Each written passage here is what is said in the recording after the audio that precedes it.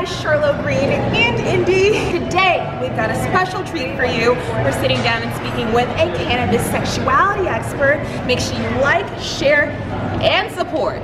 Support. CharloGreene.com. Come on. Let's talk about sex, baby. I am a sexuality educator and Canna-Sexual. What is Canna-Sexual? Canna-Sexual is something I came up with about 1.5 years ago when I realized that if I combined sex and cannabis, there could be really fun results and ways that you can play with that. And so I wanted to encapsulate that into a concept, and so Canna-Sexual was the way that I explained it. And so tell us about these fun ways that you found to combine cannabis and sex. Well, I really started in my own life with partners that I had that also were cannabis enthusiasts. So I started off just basic things like shotgunning hits. And so my partner would take a deep drag from a bowl, and he would exhale into my mouth as I was inhaling, and we would be kissing at the same time, and it was really intimate and hot. That sounds really intimate. It was so good. And I was like, this could be a thing. And so we started exploring more, and I found this company called Foria, which has topical THC-infused coconut oil that you spray on your vulva vaginal area. And it's incredible. Incredible. Actually has changed my sex life. So it's different from regular lubricants and stuff that you can get at like Walmart. Absolutely. And I am a lube evangelist. I have every kind of lubricant you can imagine in my house. So you wouldn't lie to us? No. Lube is my religion. I just want to like go to people's houses on Sunday mornings and be like, and you get some lube, and you get some lube. I'm blushing. That doesn't happen often. So tell us the difference you feel. Absolutely. Lube is designed for decreasing friction during sex. So you are able to have sex longer, it feels better, you're less likely to tear. And so that's what lube is for. Foria is a pre-lube. You spray, like, depending on your tolerance, 4 to 8 sprays about 25 to 30 minutes before sexy fun times, either solo or partnered. And you let it kind of sink in, you get into your body, you know, you do whatever you need to do to feel sexy. And then once you start stimulating that area, it feels incredible. If you have pain with penetration, which a lot of people with vulvas experience, it's way reduced, sometimes completely eliminated. So people with vaginismus or vulvodynia can have really great relief from that. People who are postmenopausal or just have kids, really great for those things. So it sounds like the medicinal benefits that come with cannabis also come into play here. Exactly. THC is a vasodilator, which is why your eyes get all bloodshot when you smoke. And so if you're vasodilating in your genitals, you're bringing more blood flow and thus more oxygen to the area, increasing sensation, increasing stimulation. And when the THC really gets into your endocannabinoid system on a topical level, it allows your nerves to have these incredible sensations that kind of transcend typical sensations. Which is why people with nerve damage really use topicals to address those illnesses. And so you're talking a lot about blood flow, but you're only mentioning like female parts. But I know blood flow is what gets the guy, that's the magic in the stick. That is the magic. Yeah. So does this also work for guys? It doesn't necessarily work on the penis because with the vulva, it's a mucosal membrane. It's like the inside of your mouth. It easily absorbs things. The penis does not, at least not circumcised penises. Uncircumcised penises, because of the foreskin, they do have an exposed mucosal membrane, so they could use it and have it be effective, but it's sort of hit or miss with a circumcised penis. However, everyone has an anus, and you can use it anally. You can tell us more about that if you want. I don't know how I always end up talking about anal. Well, we're talking about it now. Yeah. So, the interesting thing about vaginal use of Foria versus anal use of Foria is vaginal use will not get you high, whereas anally it will. What? Because of the bioavailability of the THC when it's used rectally. Like, did you hear a couple years ago, these teenagers were like soaking like tampons with alcohol? With alcohol and putting them in their asses? Yeah. why, I can't even fathom, but the reason they were doing that is because it absorbs that, and so you get really drunk really quickly. Same idea with THC, only safer. You're not going to have alcohol poisoning from THC. There's no such thing as THC poisoning. So it will give you a psychoactive high. It will. And in the vagina, it won't. Correct. I didn't know. Yeah. Although, if your partner goes down on you while you have the spray on your vaginal area, they will get stoned from that. So you can actually say that your pussy got somebody stoned. That's so crazy. This is a really fun conversation.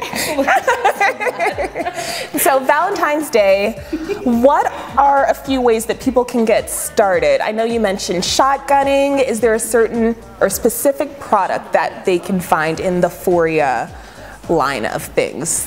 The Foria Pleasure oil is so great, and that's the topical that goes on the vaginal area. You can also, if you wanted to use it anally, spray a little bit into an ice cube tray and fill it the rest of the way with coconut oil, and then you have a solid thing that you can insert.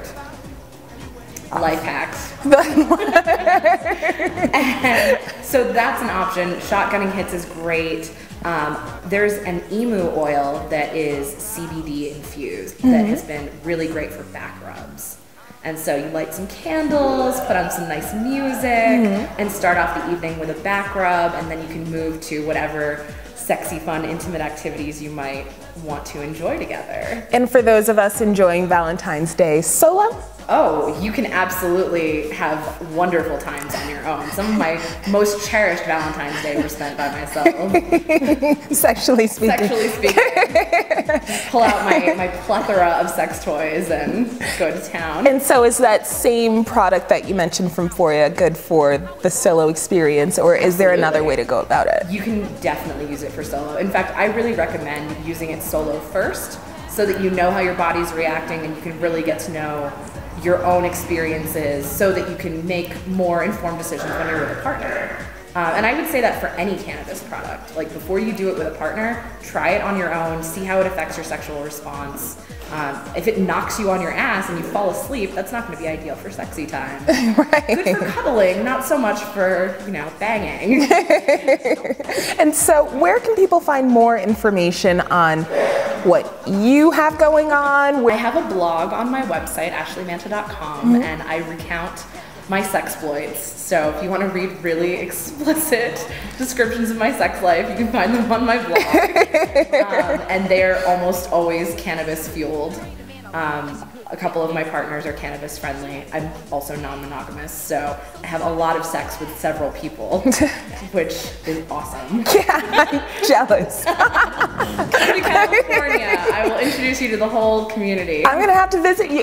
You told me you guys have a really cool project that you're working on. Yes, I am working on a project with two of my colleagues, Nina Hartley and Buck Angel, where we want to host cannabis-friendly sex parties, and we actually want to launch in Denver.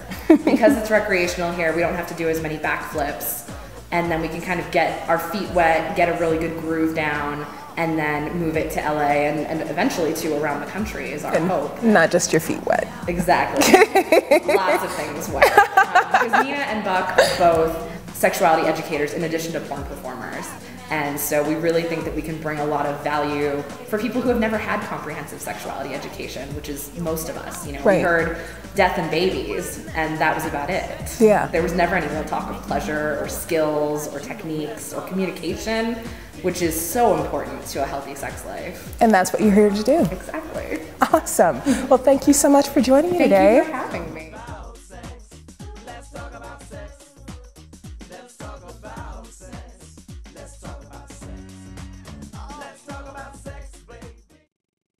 Salutation, my comment, how you guys doing? Now today's video is going to be a little bit different. Normally this kind of video would be on my second channel, but I thought I've been kind of neglecting this main channel, and a lot of you guys have asked that I do vlogs or a little bit more videos where I'm just talking to you guys and stuff. So I thought I'd do a little silly video where there's this quiz thing that I found on Facebook, and I'm going to check it out. And it's basically, what is your sexuality? And I thought I'd try it out because a lot of you guys have, argued with me that I am not who I claim to be, so I thought I'd try it out. So yeah, let's try this.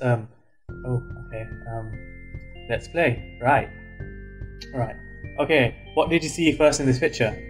Noses, ancient building columns, or women's bodies?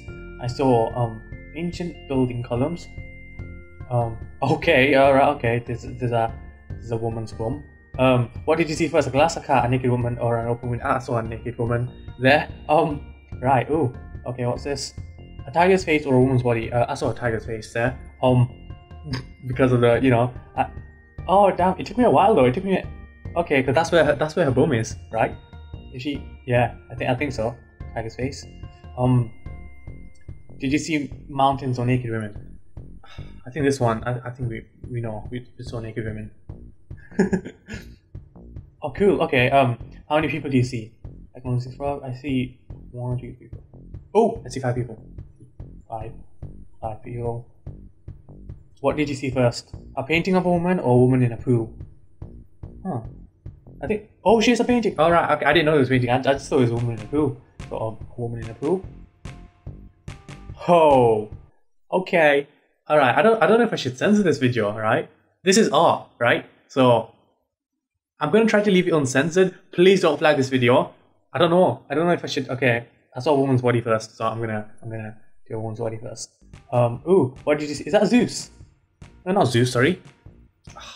I can't remember the god of all the sea and stuff. I can't remember his name. What did you see first? A king, many naked people, mountains, a naked. Where's that? No. Oh, is that? No, I saw king. Oh, Audrey Hepburn. Look at that. What did you see first? That's what Audrey Hepburn. A woman's face, right? That. Oh, that is a hand. You can tell that's a hand, isn't it? You can tell. Like it's just like, yeah. I'm gonna. Yeah, that hands. Oh my gosh! Wow. What did you see first? Yo, I'm not gonna lie. I just saw, like the men, right? They're right near her boobs. Like, oh, who painted that? Who painted this? It's like it's ridiculous. It's just like they're right near her men. Ugh. Right, a woman with huge cleavage. Okay, what is my result? You are an open-minded heterosexual. Okay, open-minded. You're most likely a 1 or 2 on the Kinsey scale. There's a Kinsey scale that goes from 0 to 6. What's a Kinsey scale? That's how you're supposed to gauge your sexuality. Like 0 is like, I only fuck with the opposite sex. And 6 is I only fuck with the same sex. And 3 is like in the middle. But most people are like, kind of a 2, kind of a 1, 4 or 5. So if you're like someone who's like on the 1 or the 2 scale, like you probably want to do it once in a while at a party, or you have a hot friend that you think of making out with once in a while. You go on Instagram and you stalk them. Most people are sexually fluid. I think women are more comfortable because of society, like coming out with that. But most men probably could be sexually fluid as well too. The more you know. This means you're predominantly attracted to members of the opposite sex, but there have been incidences in which the idea of a same-sex encounter felt intriguing. I'm not going to comment on that. Regardless if you ever act upon these feelings or not, it goes to show that you're open-minded and tolerant of other people's preferences. Good for you. Yeah. That is... that is just... Oh my... Right. I know I'm going to get a lot of people saying, oh, Abdin, you know, well, oh well. You know what though, funny story actually, right? Me and my friend Arman and we were like just walking around the streets and like just chilling. I can't remember what we were talking about. I think we were talking about films or like movies or whatever. And then randomly, right, out of the blue, he just says, I wonder what cock tastes like. And then me and Arman just started cracking up. We were just laughing because it was just like so, it was just so, like just spontaneous, you know? We always tease about it. Whenever picks on me, right, and he says, oh, you know, you're so campy, you're so gay, whatever, like that, I always use that against him because that was so random. What made him say that, you know? And that's what me and Arman used against him. But the bad thing is, right, because only Arman was by my side, if Arman dies, then no one can like sort of back me up against saying that. I'd say, oh, you guys tried the quiz out and realized you pretty much been through the quiz with me, so I'm sure it won't be the same experience for you guys, but oh well. Hope you guys enjoyed that video. It's a really quick video, more videos coming up, and that's all for now, so please be sure to comment, like and subscribe. Yeah, that's it. So love, peace, and each other. Okay, bye. Oh, I'm kind of ill. Okay, bye.